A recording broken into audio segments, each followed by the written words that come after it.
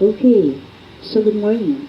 I'm going to discuss with you about the learner-centered versus teacher-centered lesson planning and instructions. In the traditional classroom, it is more on lecture.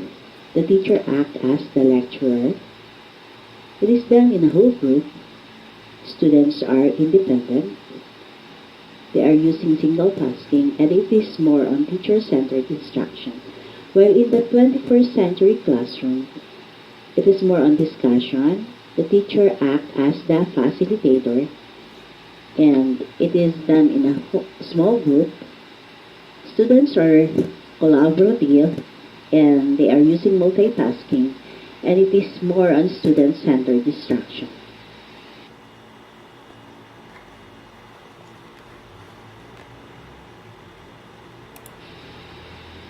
In teacher-centered teaching, it focuses on telling, memorization, recalling information, passive recipients of knowledge, restricted to only asking and answering questions. Teaching environment is formalized, and teacher occupies a central position.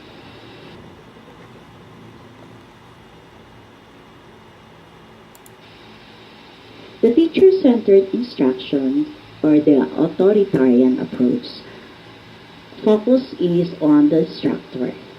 The instructor talks, students listen. Students work alone.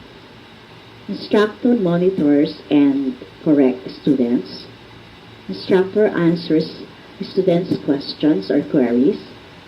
Instructor chooses topics. Instructor evaluates student learning. And of course, the classroom is quiet.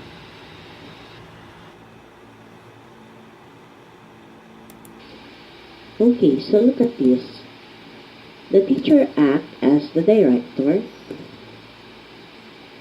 and in the content, you will see the planning, curriculum, and the resources. While in the process, you will see research, assignments and practice, presentation, technology use. While in the product, there are student work and assessment, and the student act as the consumers.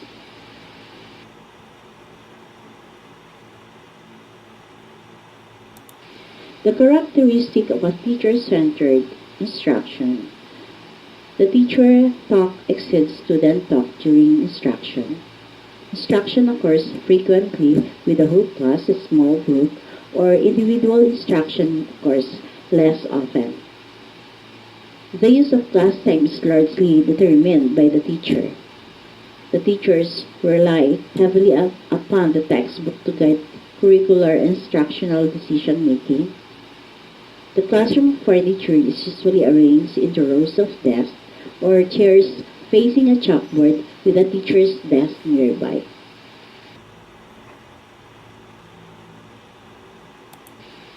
Okay, so there are some benefits of teacher-centered learning, and these are number 1, expert knowledge, number 2, planning and execution, number 3 is discipline, and number 4 is evaluation and assessment.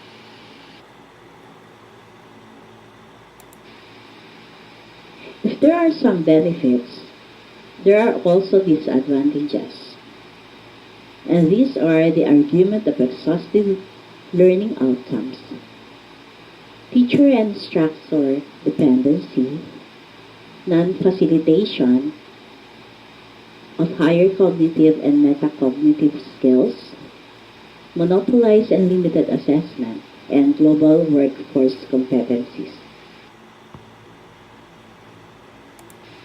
In the teacher-centered lesson planning, there are questions that we have to consider in the behavioral objectives. So, the questions are, what will students do?